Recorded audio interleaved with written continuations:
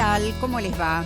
Hoy vamos a hacer un tema de las ciencias sociales, muy escolar, por cierto, que puede tener enfoques diversos. Entrevistamos a la licenciada en Ciencias de la Educación Delia Lerner, autora, junto con otros colaboradores, del libro Leer para aprender historia. Vamos a ver un pequeño videíto y ya están aquí con nosotros Sergio Wisniewski, historiador, Laura Benadiva, es historiadora, especialista en historia oral, y Eduardo Silver, licenciado en Enseñanza de la Historia. Nuestro tema: pensar el 25 de mayo. Así lo presentamos. El 25 de mayo es una de las efemérides patrias más significativas. ¿Qué pasa cuando se escolariza? Cuando se reduce a lo anecdótico, a lo pintoresco, cuando se transmiten listados de nombres y fechas simplificando la historia. ¿Qué se gana a cambio cuando se contextualizan los hechos y se centra en los conceptos, priorizando cuál era el conflicto y qué debatían los hombres de la época? Preguntas a la historia y nuestra historia llena de preguntas.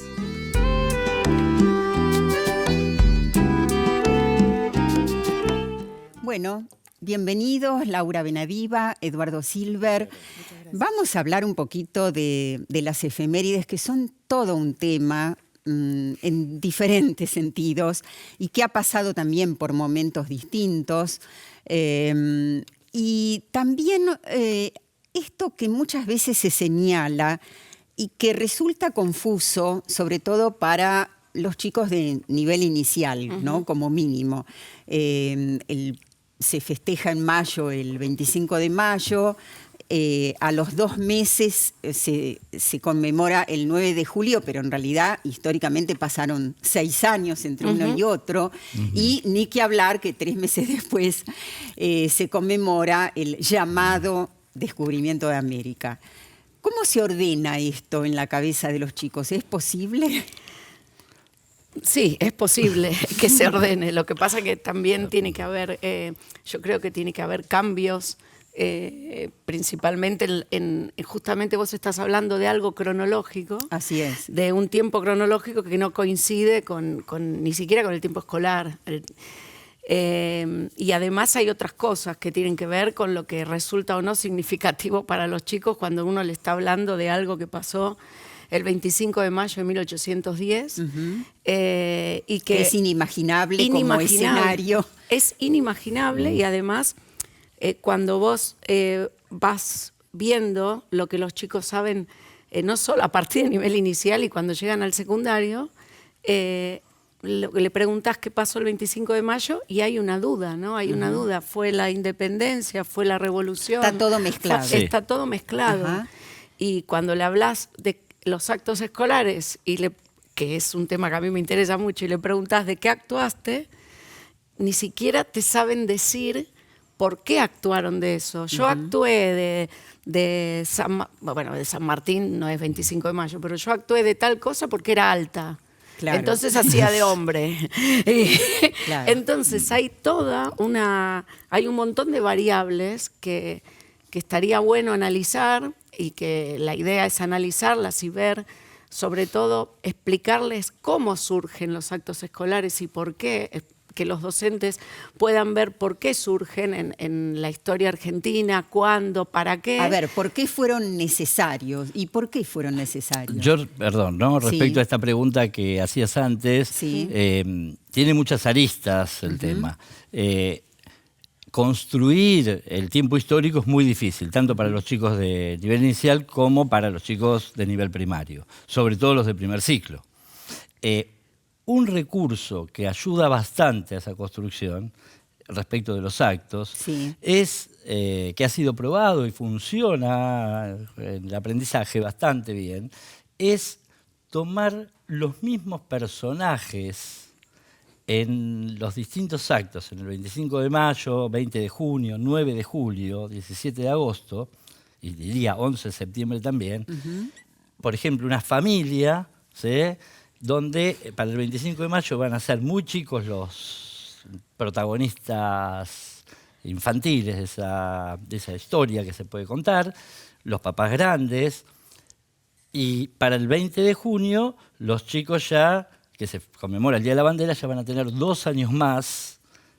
Van a poder, por ejemplo, participar algunos de los hermanos de la lucha por la independencia, de esa promesa de lealtad por la bandera. Para el 9 de julio ya van a tener otros 4 años más, entonces la participación va a ser mayor. Para el 17 de agosto ya más grandes todavía, y pueden participar algunos de ellos en el ejército sanmartiniano. Y para el 11 de septiembre, para mostrar una efeméride mucho más lejana, ya los papás ya van a haber fallecido, y esos que fueron chicos en las fiestas anteriores, en las efemérides anteriores, ya van a ser adultos y van a tener hijos. Este tipo de cosas facilitan esto que vos estabas planteando, de poder entender un poco la hilación entre los actos por un lado, y por otro lado esta cuestión de cómo van pasando estos años. Claro. Ahora, que haya una fecha, ¿no? Como puede ser el 25 de mayo, también a algunos chicos les hace pensar que todo pasó en un día, Exacto. o con mucha suerte en la famosa Semana de Mayo, Sí. pero nada más. No Bueno. venía de más atrás. Entonces, ¿cómo se hace? Perdón, no. Lo que pasa que me parece que tiene que ver más allá de los actos, tiene que ver con el tema de la construcción del conocimiento histórico. Digamos que el 25 de mayo es algo que siempre digo, porque hice muchas investigaciones sobre el tema de actos escolares.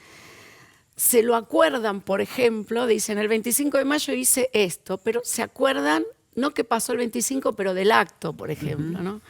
Pero el tema de la construcción del conocimiento histórico hay que cambiar. O sea, más allá de cómo enseñar historia, cómo aprender la historia. ¿Cómo poner el acento? Exacto. Sería en los procesos. Exacto, en los procesos. Entonces, y las efemérides, cuando lo otro no está, lo que pasa con las efemérides y los actos, que acentúan eso de los años, ¿no? Porque lo único que se acuerdan es de cosas así agarradas con alfileres, ¿no? Hay distintas investigaciones que dicen que lo que los chicos participan en los actos escolares queda muy arraigado, y que después, por más que uno les enseñe historia de manera más sistemática y formal, es muy difícil para aprender, porque lo de los actos son vivencias muy fuertes. Bueno, eso entonces hace pensar en la oportunidad y la responsabilidad de los actos, ¿no? Totalmente.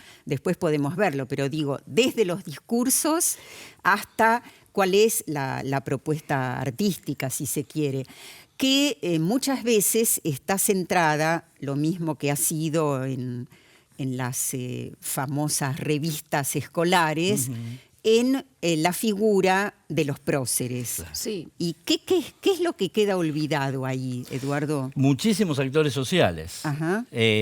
Hoy en día ya el enfoque de la enseñanza de la historia en los distintos niveles, ¿sí? Y lo que marca el diseño curricular, inclusive, de todas las jurisdicciones del país, es que ya no la historia de enfoque positivista, sino una historia que pone el acento en la multicausalidad, en los distintos actores sociales, en la multiperspectividad, y en la medida que el acto no sea solamente el baile, la canción, una poesía, sino que el acto tenga vínculos totalmente relacionados con lo que se enseña en las clases, ¿sí? Ahí va a tener sentido ambas cosas y no se van a generar tantas contradicciones. Hay un ejemplo, ¿no? Que es los chicos muchas veces llegan a grados superiores o al secundario y uno les pregunta por el concepto de esclavitud, ¿sí? Y ellos contestan, y son los que vendían plumeros, los que vendían escobas, los que vendían empanadas, se acuerdan algún pregón. Y en realidad lo que habían construido ahí es el concepto de vendedor ambulante, no el concepto de esclavo.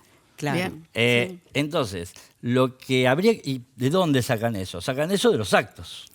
Entonces, lo que habría que hacer, tomo un ejemplo solamente, Sí. es poner en los actos, en los guiones, ¿sí? No tanto los vendedores ambulantes, que son graciosos, divertidos, pero todos los vendedores ambulantes que habían no eran esclavos, en primer lugar. Después no eran todos negros tampoco. O todos los esclavos no eran vendedores ambulantes. Entonces, a lo mejor en los guiones tendría que haber una situación en la que un esclavo se dirija al dueño y el dueño le prohíba ir a bailar al baile de los domingos, donde pueda entender más esa relación. Porque no es libre de tomar decisiones. Porque no es libre de tomar decisiones. Claro. Laura, vos hiciste un trabajo con los chicos. Vamos a ver una de las entrevistas y nos contás un poco de qué se trata. Me parece bien.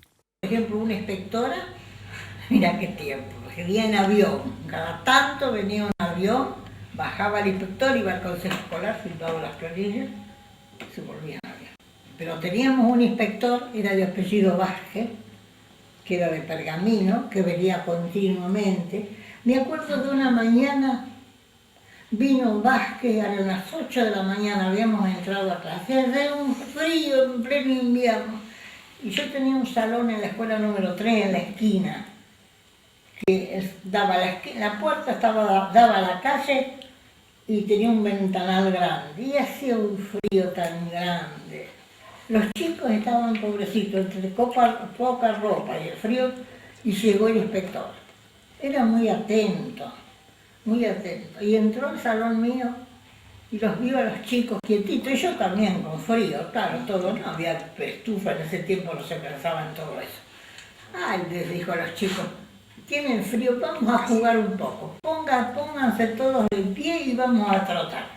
Y entonces les hizo saltar y, ay, los chicos contentos. Sí, no sé si entraron en calor, pero fue el ambiente distinto. Y entonces él después les preguntó, era sanmartiniano, era muy sanmartiniano. Y yo, como sabía que él era sanmartiniano, los tenía preparados a los chicos. Y los chicos sabían de todo, hasta sabían decirle que la mamá de San Martín se llamaba Gregoria Matorras. Todo supieron decirle. Sí, qué tiempo, ¿eh? Y ahora no se hace todo eso. Y ya que hablamos de San Martín, ¿recuerda cómo se festejaban los actos escolares? Y bueno, se empezaba por, no sé ahora cómo será, pero... En su tiempo. Hace tiempo, bueno, se cantaba el himno, una maestra hablaba, esa era la lucha que teníamos, porque a nadie le gustaba hablar, ¿viste? Entonces, después con el tiempo habíamos arreglado que habíamos determinado la directora, que también era amiga, quién iba a hablar cada vez. Pero si no, nos tocaba hablar y era una cruz. Hablar, que el maestro hablaba y hablaba, no leía porque no hablaba. Por eso yo la admiro a ella, porque ella habla con una facilidad que en ese tiempo, wow. Y la maestra leía un discurso, le había costado prepararlo. Los chicos estaban ajenos al discurso. Si el chico ni entendía lo que la maestra le estaba diciendo, lo que le estaba leyendo. Así que ese ratito que tenías que tardar quietito a los chicos, mientras después. Y después los versitos, eso sí, los chicos se entusiasmaban con los versitos. Susana de chiquita fue muy verseadora.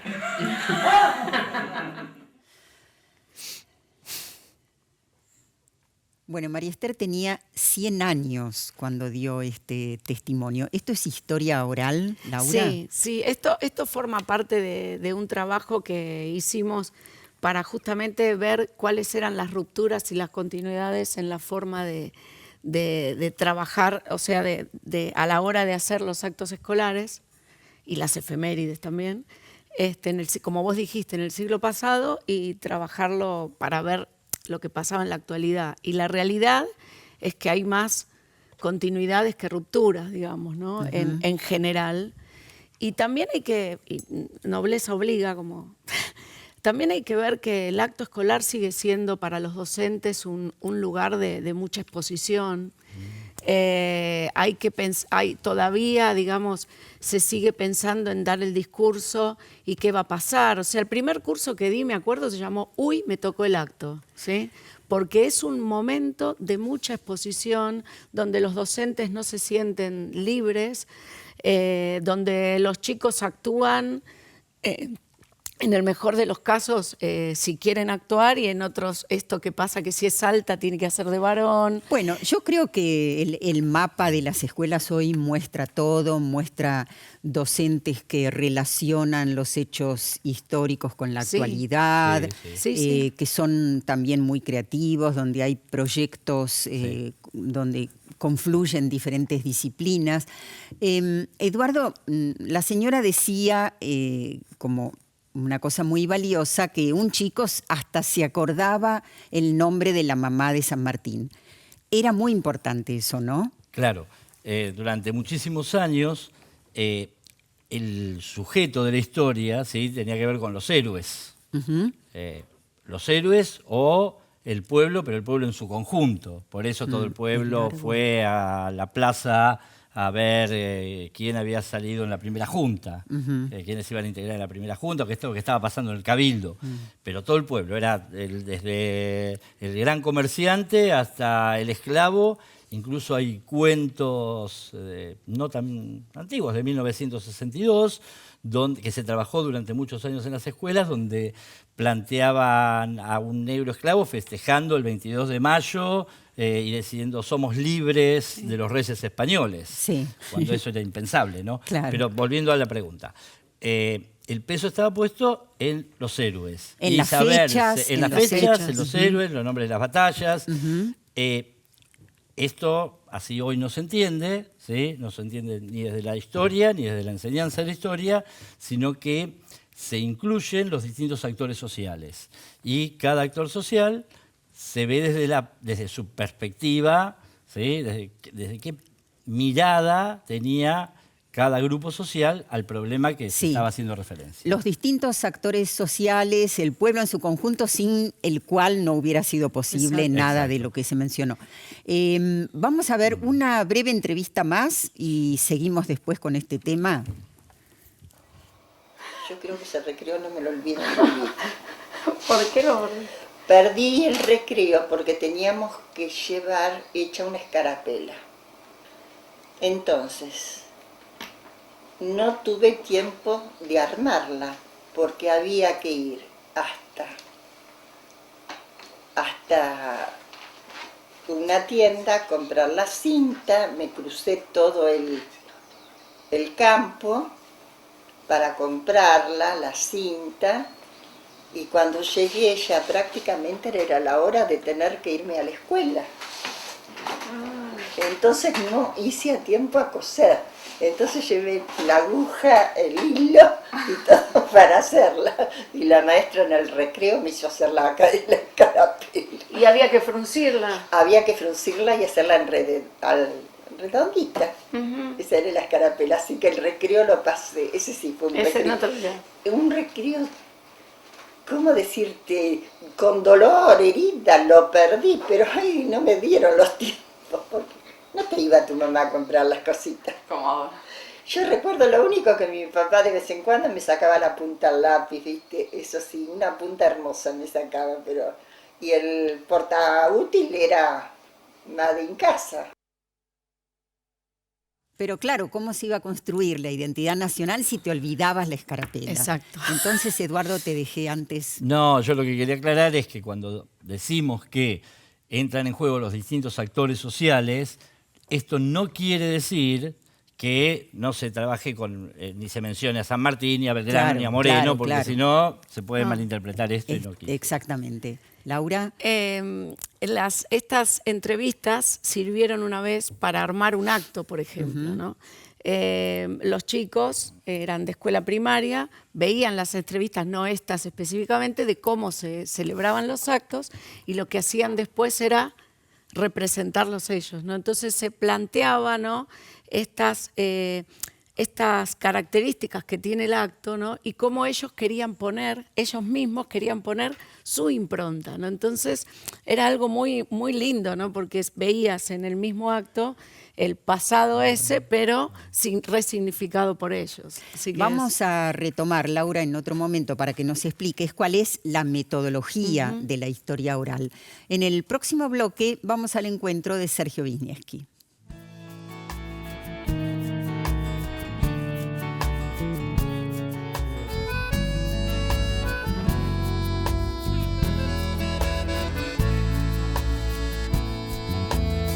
mochila al hombro, cuaderno nuevo.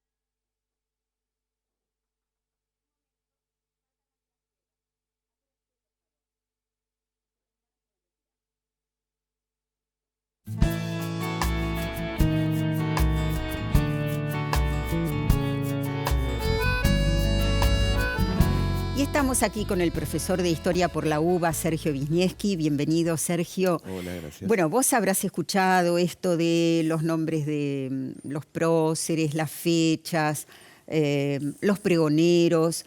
¿Hay un riesgo en la enseñanza de la historia de simplificar? Sí, hay un riesgo y también hay una necesidad. Ajá. O sea, la historia es sumamente compleja y para transmitírsela a los chicos hay que simplificarla. El problema no está en simplificarla, el problema está en tergiversarla. En todo caso, recién yo escuchaba con mucha atención el tema de los actos y una de las cosas que me preguntaba, que me parece fundamental, es ¿por qué hay actos? ¿Por qué hay actos escolares? ¿Y desde cuándo? No siempre hubo actos escolares. En realidad, la necesidad o el hecho impulsado de que haya actos escolares tiene que ver con un mensaje que se quiere transmitir. Entonces, una de las primeras cosas que uno tiene que pensar al hacer un acto es ¿qué mensaje quiero transmitir? No más allá de que va a hablar la maestra, el chocolate caliente, la escarapela, todo eso, cada cosa tiene una función. ¿No? El objetivo inicial, que no fue en 1810 que empezó, sino que empezó mucho después con la conformación del Estado Nacional, allá por 1880, era la transmisión de los sentimientos de nacionalidad. Claro. Que se quiere Integrar impulsar. a los inmigrantes. Sobre todo integrar a los inmigrantes, pero la argentinidad, construir la argentinidad. Entonces, como dice el historiador Erich Hobsbawm, esa tradición está construida. Se construyó esa tradición. No es que era una tradición que se haya fomentado en todos los años desde el 25 de mayo. Incluso decir que la argentinidad o la Argentina empieza el 25 de mayo de 1810, hay otros historiadores que lo cuestionan, ¿no? Ese 25 de mayo de 1810 ni siquiera había un nombre que se llamara Argentina. Claro. Ahora, cuando vos decís hay otros historiadores que lo cuestionan, introducís una cosa de la cual la escuela no se hace demasiado cargo, que es mostrar distintas versiones de la historia. En general, un docente trabaja con un libro de texto y lo que ese libro dice, ahí nos quedamos. Cuando decíamos el tema de la simplificación, creo que no se trata de dejar de lado los pregoneros y la función que cumplían y lo que cantaban, sino el problema es quedarnos en eso, cuando hablar sobre causas, hablar sobre conceptos, hablar sobre contextos, a medida que los chicos crecen pasa a ser importante. Sí, yo creo que se puede ir introduciendo una complejización a medida que los chicos crecen, pero, por ejemplo, el tema de la escarapela nombrado en la entrevista. French y Beruti no hicieron escarapela para que la gente tenga un distintivo. Eran un grupo político de choque.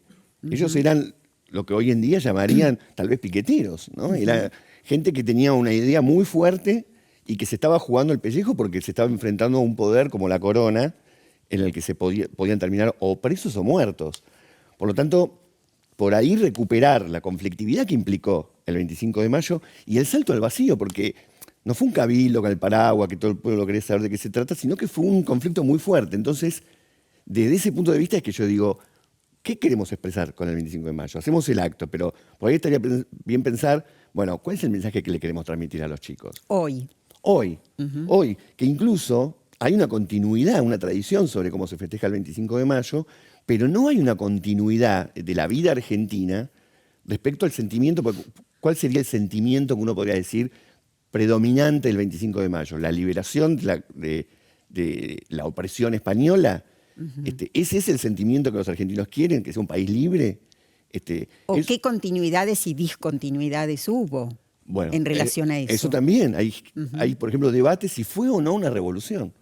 ¿Qué implicó ¿no? Hubo un cambio de gobierno, eso es indiscutible. Claro, Ahora, fue pero una alcanza revolución. para que haya sido una revolución. Ahora, Claro. vos nombraste los paraguas, nombraste a Frenchi Beruti. Esto también tiene que ver un poco con los mitos. Y sobre los mitos, recordamos aquel programa en el que participaron Mario Pergolini y Felipe Piña.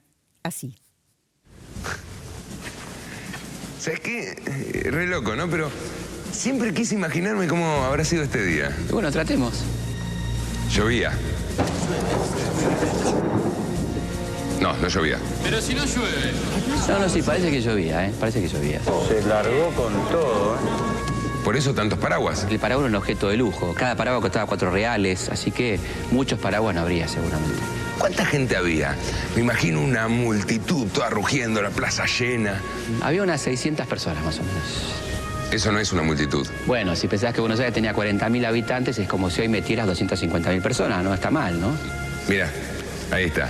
French y Beruti, dos jóvenes entusiastas que repartían escarapelas. ¿Quién más? ¿Por aquí? ¿Por allá? ¡Viva la patria! ¡Viva! ¡Viva! ¡Viva! Sí, habría que agregarles esto, ¿eh? Ah, eso es por lo de jóvenes entusiastas, ¿no? Sí, en realidad eran dos punteros que dirigían un grupo político de chicos bastante bravos, conocidos como la Legión Infernal, que eran los que iban a pudrir todos y la cosa no salía como ellos esperaban. Pero repartían escarapelas. Y algún distintivo entre ellos habrán repartido para diferenciarse del resto, sí, probablemente, ¿eh? Cómpreme una empanada. Ahí está, ¿eh? El negrito alegre que repartía empanadas. ¿Y alegre por qué? ¿Cómo por qué alegre? Porque a partir de ese momento iba a ser independiente. Seguía siendo esclavo, ¿eh? ¿Cómo, no era cuenta propista? Sí, pero recaudada para su amo. Pero vendía empanadas. Y empanadas había en el norte, en San Juan, en Salta. Pero encontrar una empanada en Buenos Aires era más difícil que encontrar un negro libre. ¿Sabes qué, Felipe? Me arruinaste bastante mi cuadrito del 25 de mayo. Bueno, efectivamente hay mitos, se desvirtúa, se tergiversa. Por eso seguramente es tan interesante investigar más y leer diferentes autores. Sí, es verdad, pero lo que pasa es que ahí, en lo que mostramos recién, hay distintos niveles de desmitificación, ¿no? Una cosa es decir si llovía o no, Sí, que eso que no cambia demasiado. no cambia demasiado, y otra cosa es decir si estaban repartiendo escarapelas o era un grupo dispuesto a tomar las armas y tomar el cabildo por asalto. Ahí la cuestión, por ejemplo, es muy interesante, y no sé cómo plantearlo en un aula, pero es muy interesante lo que planteabas en el bloque anterior sobre si estuvo el 25 de mayo, ¿para qué estuvo el 9 de julio? Y bueno, estuvo el 9 de julio porque el 25 de mayo no ocurrió. No alcanzó. No, pero no ocurrió lo que se dice que ocurrió. De hecho, los que juraron, los que hicieron la Revolución de Mayo, juraron por el rey de España, preso. Hubo que declarar la independencia el 9 de julio de 1816, 6 años después, luego de mucho debate, porque tampoco estaban todos de acuerdo con independizarse. Ese es un punto muy interesante, porque cuando la escuela habla de los próceres, parece que todos pensaban igual, que no había diferencias entre unos y otros, y es importante no solo saber que sí las había, sino en qué consistían.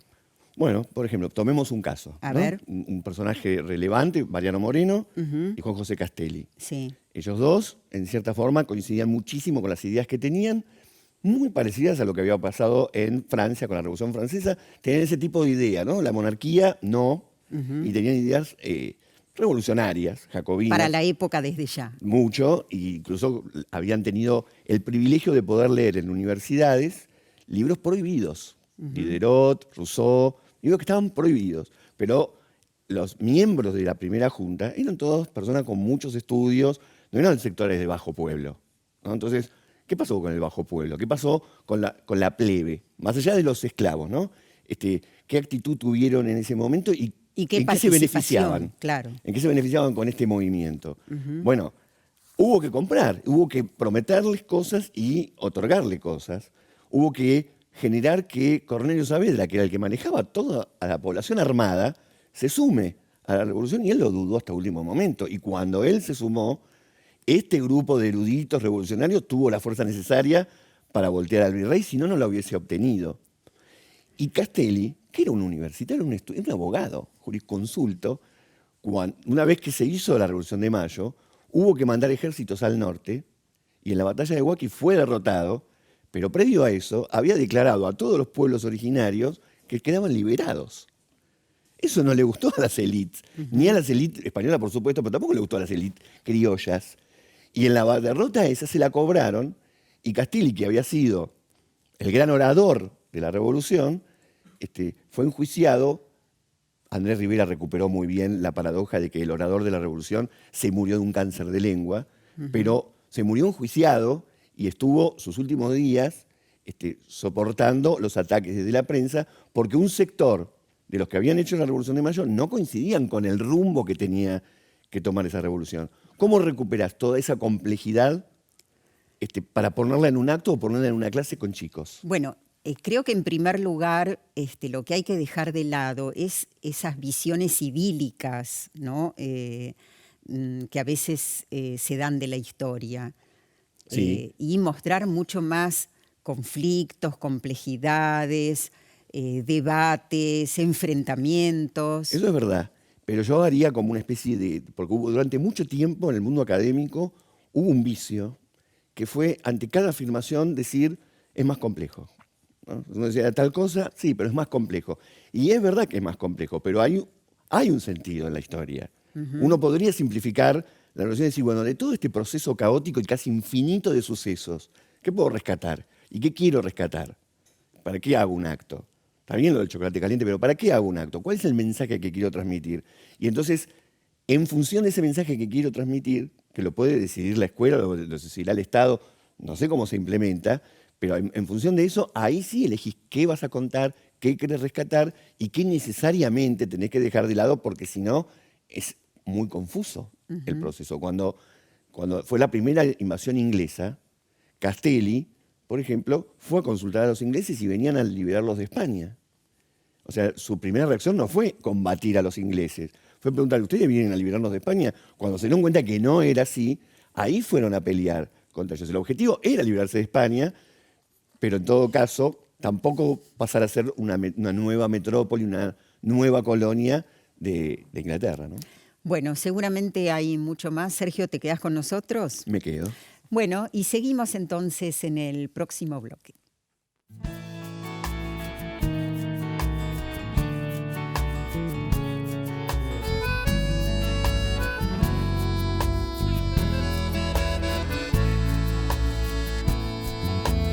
Mochila al hombro, cuaderno nuevo, pájaro de papel.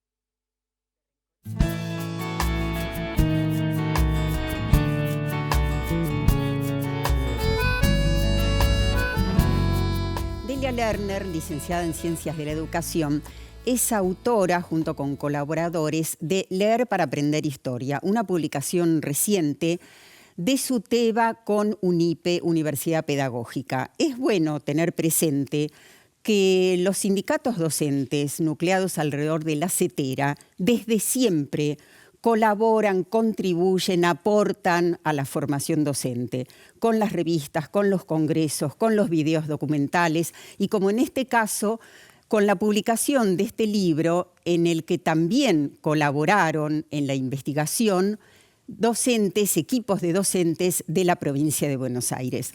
Le preguntamos entonces a Delia Lerner por qué es importante leer para aprender historia. Es importante leer para aprender historia, como es importante leer para aprender cada una de las ramas del saber o de las asignaturas enseñadas en la escuela, porque a diferencia de lo que tradicionalmente se cree, en el sentido de que la lectura es una habilidad general aplicable a cualquier contenido, las investigaciones han mostrado desde hace ya mucho tiempo que la comprensión de lo que se lee está directamente relacionada con el conocimiento del contenido y con el discurso que es propio de cada rama del saber. Por eso entendemos que no hay que dejar a los chicos solos con la lectura, sino que es crucial la lectura compartida, que implica por supuesto discusión y comentario de lo que se está leyendo, y muchas veces implica que el maestro incorpore mucha información que los chicos no tienen por qué conocer de antemano, vinculada con los contenidos que están tratados en el texto. El libro refleja el análisis que hicimos de una investigación desarrollada en SUTEBA acerca de la enseñanza de la Revolución de Mayo, un tema muy importante en la historia argentina y en la historia escolar.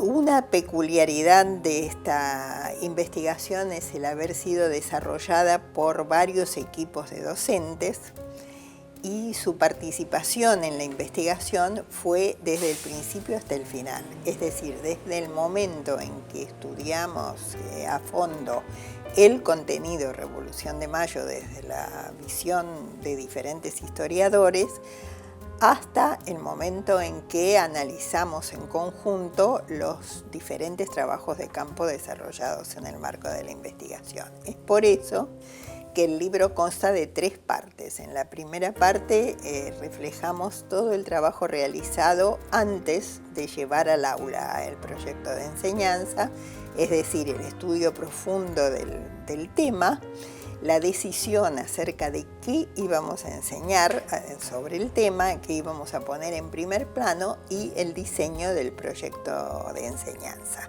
En la segunda parte analizamos las diferentes realizaciones, poniendo de relieve tanto las intervenciones del docente como las interpretaciones progresivas de los chicos, cómo se fueron acercando al tema.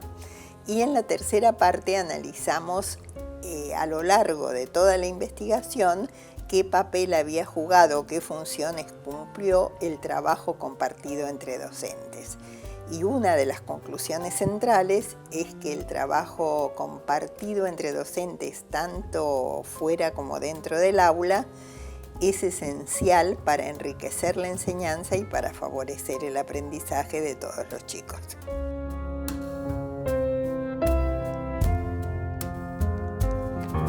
Bueno, sin duda, estos equipos docentes que participaron en la investigación colaborativa, acompañados por Delia Lerner, deben haber aprendido muchísimo sobre las etapas de una investigación.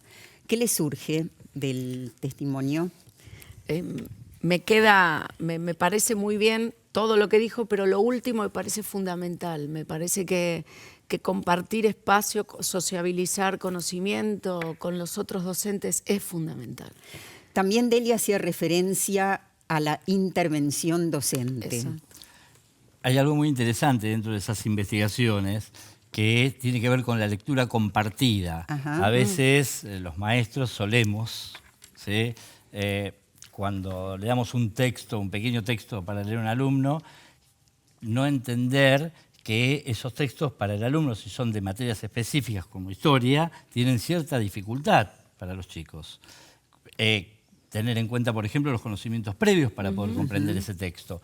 Y muchas veces los chicos vienen, se acercan y te dicen, no entendí. Y uno les dice, volví a leer, como si el volver a leer garantizara que lo va a entender porque lo lee 2 o 3 veces.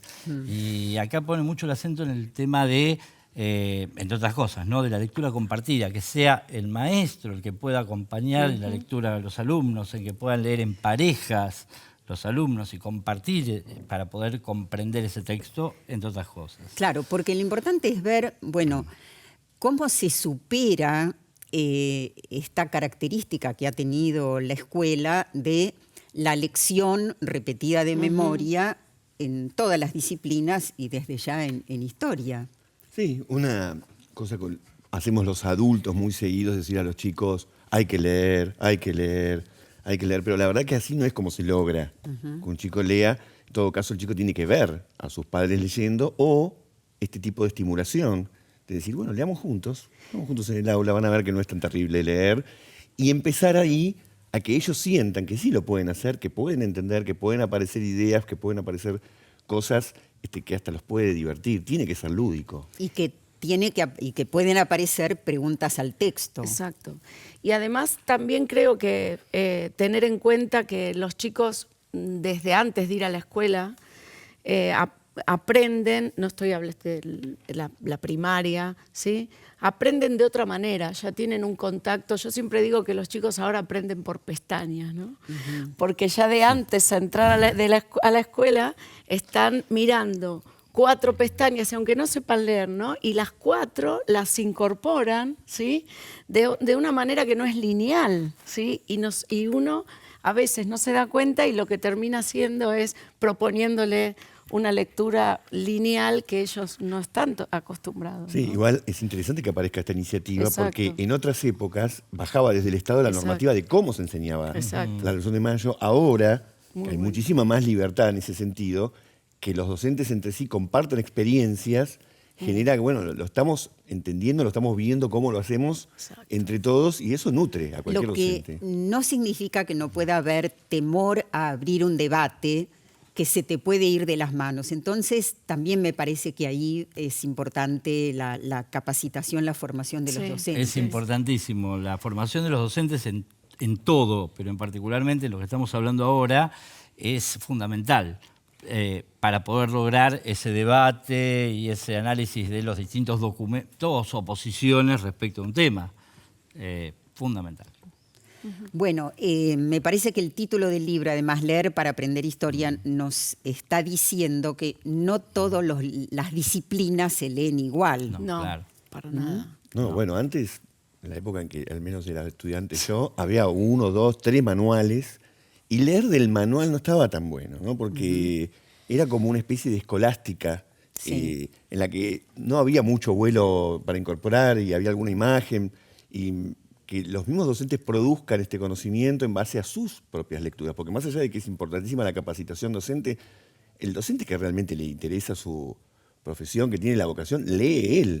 Claro, el tema con los manuales también tenía que ver, bueno, cómo se narra un acontecimiento, cómo se lo narra de una manera atractiva y no con una sucesión de hechos con frases muy breves donde solamente cabían esto que decíamos antes, que eran las fechas, los nombres, los números. Pero eso que vos estás diciendo tenía que ver con entender la historia desde una mirada, ¿no? Yo me acuerdo cuando estudié en primer año del secundario, la definición del objeto de estudio de la historia era: la historia es la narración verídica y cronológica de los acontecimientos del pasado. Hoy no es ese el objeto de estudio de la historia. Bueno, ahí habría que introducir el tema, decíamos antes, de las versiones y de las revisiones de la historia. Sí, que tiene que ver con la controversialidad de alguna manera. O sea, que un hecho histórico puede ser, de hecho, es visto por distintos historiadores de distinta manera muchas veces. Claro, y el otro tema es si lo traemos a la actualidad. Sí, por eso yo, bueno, como me especializo en el tema de la historia oral, tiene que ver también con que encontré en esta metodología una manera de que los chicos puedan relacionarse con la historia desde otro lugar, ¿no?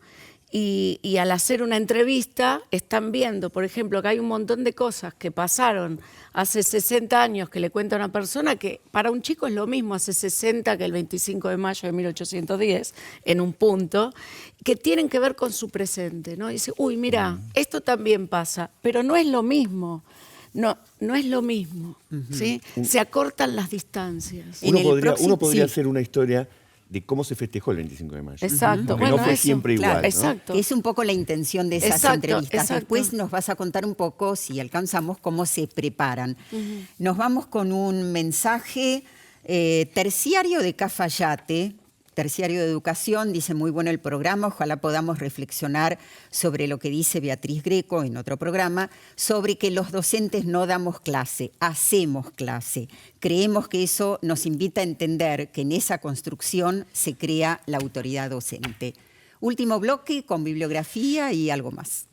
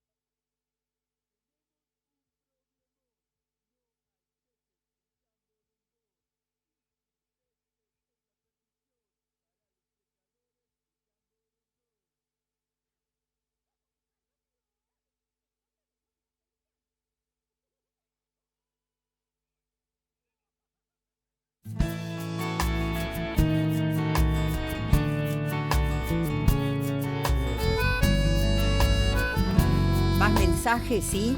Jiménez Erika dice, amo el programa, estaría súper que los invitados con y sin publicaciones propias puedan regalar al programa libros para que se hagan sorteos por medio de esta vía. Lo tenemos que estudiar esto, vamos a ver si le encontramos la vuelta, porque está también el tema de los envíos.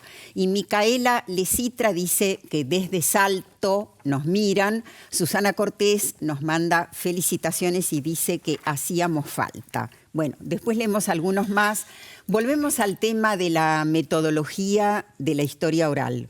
A ver cómo se hace. Bueno, la historia oral es una metodología por la cual uno se construye una nueva fuente que sería la entrevista. Es una fuente. Es una fuente. Lo que pasa es que se construye a partir de seguir una metodología determinada. O sea, no es sentarse y hacer una entrevista.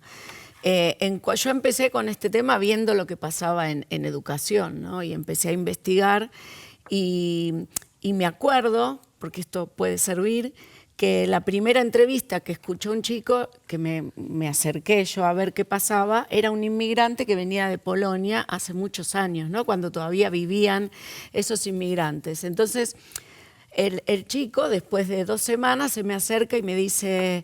Me quedé, hoy diría, muy flasheado, ¿no? Muy flasheado con lo que dijo el entrevistado. Y le digo, ¿y por qué? Y me dice, porque lo que le hacían a esa persona en Polonia, que lo discriminaban, hago lo mismo yo con mi compañero boliviano. Y dije, ¿qué pasa acá, no? Entonces, cuando uno lo trabaja con historia, pasa eso. Uno empieza a ver que eso que parece tan alejado está ahí, y lo que pasa es que se compromete también con ese presente de otra manera, ¿no? Bueno, habíamos quedado ahí con el tema de si es importante, si es necesario, si es rico. Algunos de esos temas históricos de más de un siglo atrás, traerlos a la actualidad, comparar con la actualidad, ver cómo se expresan en los acontecimientos políticos, económicos, sociales actuales. ¿Qué les parece? A mí me parece fundamental. O sea, es imposible pensar que uno hace historia no estando situado en el presente. Hace 30 años no se hacía la misma historia sobre el 25 de mayo que se hace ahora, y no tiene solamente que ver con que conocemos más, sino que tiene que ver con que cambió nuestro presente. Y como siempre el historiador habla desde el presente, me parece que utilizar...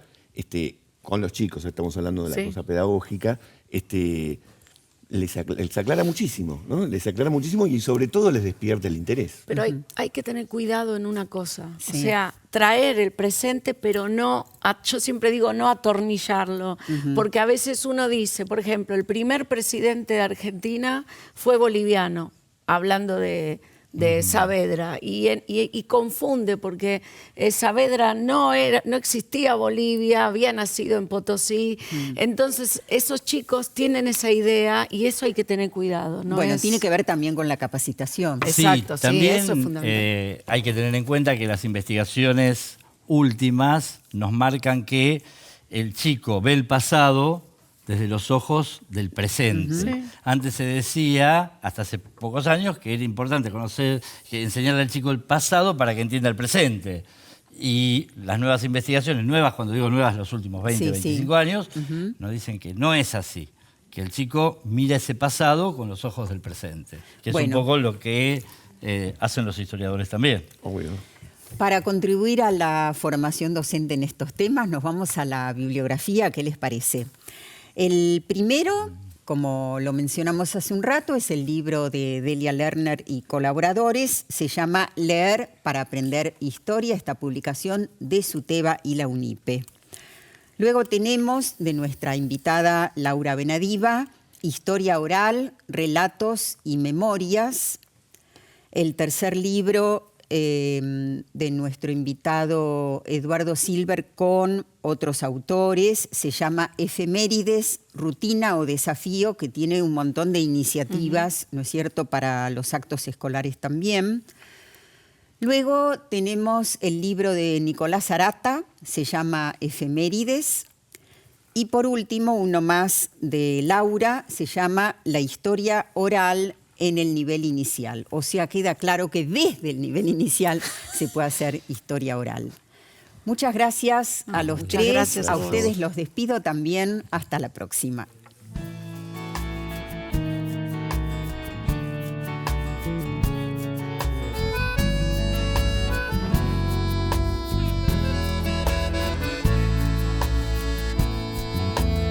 Mochila al hombro, cuaderno nuevo, pájaro de papel.